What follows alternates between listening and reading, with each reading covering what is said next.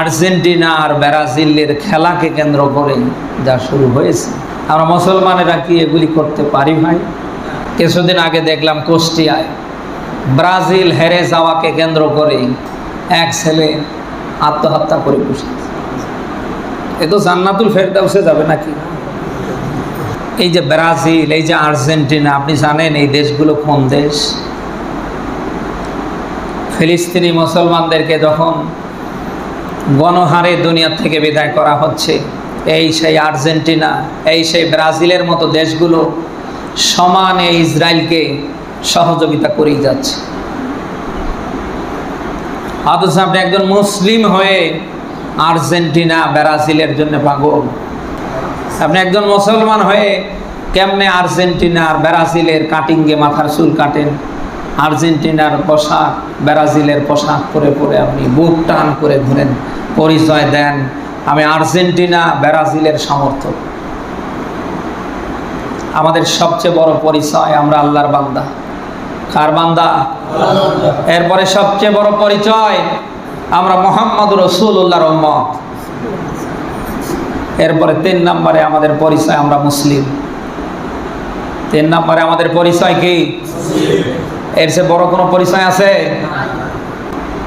আদম আলাইহিস সালাম থেকে ঈসা আলাইহিস সালাম পর্যন্ত সব নবী রাসূলরা শেষ নবীর উম্মত হবার জন্য আল্লাহর কাছে দরখাস্ত করেছিলেন।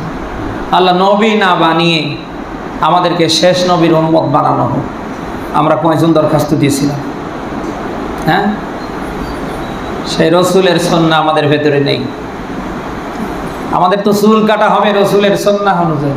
রসুল যেভাবে চুল কেটেছে, চুল রেখেছে, ওইভাবে আমাদের চুল কাটা, চুল রাখা দরকার। আমাদের তো দাড়ির কাটিং হবে রসুল সাল্লাল্লাহু আলাইহি সাল্লাম তিনি যেভাবে যতটুকুন দাড়ি রেখেছেন। আপনি কাকে ফলো করছেন বলেন? বলেন। আদর্শ নবীজি বলেন, মান তাশাব্বাহা বিকওমিন ফাহুয়া মিনহুম। দুনিয়ায় যার সাথে যার সম্পর্ক হবে, কিয়ামতে তার সাথে তার হাসর হবে। আপনার সম্পর্ক যদি ওই ব্রাজিল, আর্জেন্টিনা, ওই নেইমার, আর একজন কি বললাম, মেসি, এর সাথে মিলে যায়, ওরাও যেখানে, কিয়ামতে আল্লাহ আপনাকে উঠবে সেখানে। আমাদের বন্ধু যে কোনো মানুষ হতে পারে?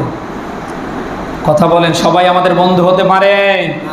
আমাদের বন্ধু হবে ওই মানুষটা যে মানুষটা নিয়মিত 5 ওয়াক্ত নামাজ পড়ে, ইসলামের ফরজ বিধানগুলি মানে, রসুলের আদর্শ, রসুলের সুন্নাহ নিজের জীবনে ধারণ করে।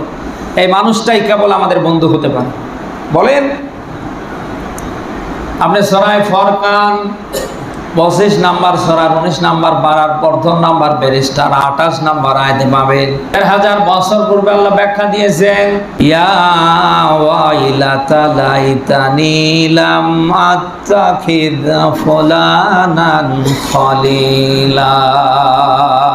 বলি আল্লাহু আকবার।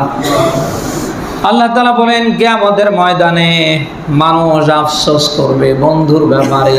ডাক দেয়া বলবে, রব্বুল আলামিন আজ আমাদের জন্য দুর্ভোগ। এমন এমন মানুষকে দুনিয়ায় জিন্দা থাকতে আমরা বন্ধু বানিয়েছিলাম, যারা নামাজ পড়েনি, তোমার ইসলামের ফরজ বিধান মানেনি, তোমার রসুলকে মানেনি।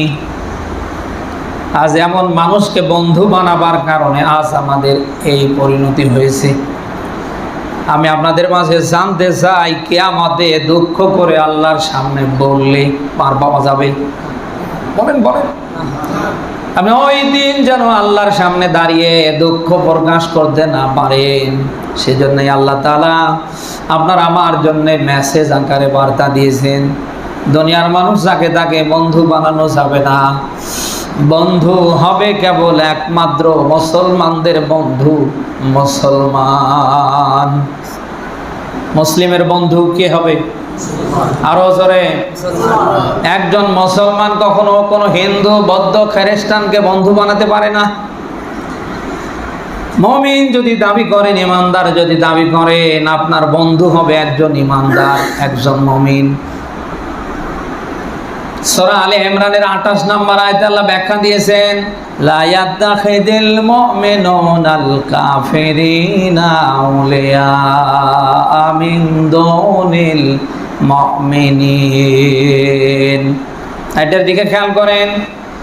আল্লাহ পাক বলেন মুমিনরা মুমিন বাদ দিয়ে আর কাউকে বন্ধু বানাতে পারে না। কে বলছেন? পৃথিবীতে কোন মুমিন কোন ইমানদার যদি মুমিন ইমানদার বাদ দিয়ে কাউকে বন্ধু বানিয়ে ফেলে, অমাইয়া ফাযালিকা ফালাইসা মিনাল্লাহি ফি শাই, আল্লাহ বলেন তার সাথে আমার কোনো সম্পর্ক থাকে না। এটা কি বানালাম? আপনি একজন মুসলিম, আপনি নিজেকে যদি মুসলিম দাবি করেন, ইমানদার দাবি করেন, আপনি কোনো বেধর্মীকে কখনো বন্ধু বানাতে পারেন না। আপনি যদি বানিয়েও ফেলেন, আপনার সাথে আল্লাহর কোনো সম্পর্ক থাকবে না।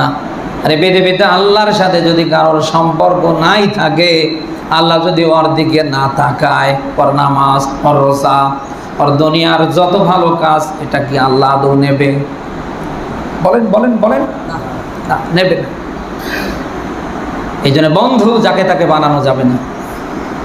মানুষ যেহেতু বন্ধুর আদর্শে বেড়ে ওঠে, গড়ে ওঠে, পরিবর্তন হয়, এই জন্য আমাদের বন্ধু হবে ওই মানুষগুলো যে মানুষদের আল্লাহর ভয় আছে। আজান হবার পরে নামাজের কথা স্মরণে আসে, খারাপ কিছু দেখলে আল্লাহর ভয় অন্তরে ধারণ হয়। এমন মানুষকে আমরা বন্ধু বানাতে চাই। কি পারবো তো ইনশাআল্লাহ? আল্লাহ তাআলা যেন আমাদের উত্তম বন্ধু গঠনের তৌফিক দান করে, বলে আমিন।